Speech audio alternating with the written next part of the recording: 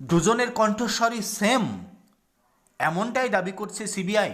আর যার ফলেই কালীঘাটের কাকুর কণ্ঠস্বরের নমুনা বিচার ভবনের কক্ষে সংগ্রহের পরেই এবার কুন্তল ঘোষের কণ্ঠস্বরের নমুনা সেই সিবিআই আধিকারিকরাই সংগ্রহ করবার জন্য আদালতের দ্বারস্থ হয়েছেন।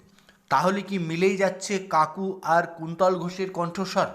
মাঝখানে যে ব্যক্তির কাছে নির্দেশ আসতো তিনি কি তাহলে সেই বড় মাথা, সোনার চামচ মুখে দিয়ে জন্মগ্রহণ করা সেই বড় মাথা?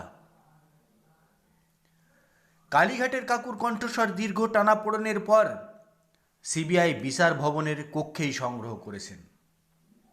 এবার প্রাথমিক নিয়োগ দুর্নীতি মামলায় ধৃত কুন্তল ঘোষের কণ্ঠস্বরের নমুনা চাইল কেন্দ্রীয় তদন্তকারী সংস্থা। দুয়ে দুয়ে চার, কিন্তু মিলেই যাচ্ছে। সিবিআইয়ের ইঙ্গিতে স্পষ্ট, এই দুজনের লেনদেনকৃত অর্থ যেখানে জমা পড়ত সেই তৃতীয় ব্যক্তির সঙ্গেই যাবতীয় কথোপকথনের মাধ্যম হিসাবে কাজ করত এরা দুজন। অর্থাৎ তৃতীয় ব্যক্তির নির্দেশেই সব কিছু সংগঠিত হতো। আগামী সপ্তাহেই কুন্তলের কণ্ঠস্বর রেকর্ড করবে সিবিআই। নিয়োগ দুর্নীতি মামলায় তদন্তে নেমে প্রাক্তন শিক্ষামন্ত্রী পার্থ চট্টোপাধ্যায় সহ বহু তাবড় তাবড় নেতাকে ঘোল খাইয়েছে সিবিআই। এবার বড় মাথার পালা। বড় মাথাকে ধরতেই আটঘাট বেঁধে নামছে সিবিআই। ২৬-এর বিধানসভা ভোটের আগে বাংলায় মরণ কামড়।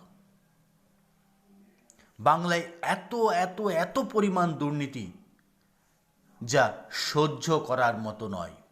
জনগণ অতিষ্ঠ দুর্নীতির জন্য। হাজার হাজার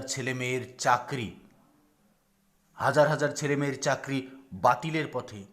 এখনও হাজার হাজার ছেলে মেয়ে দিনের পর দিন কলকাতার বুকে লাগাতার অবস্থান আন্দোলনে রত।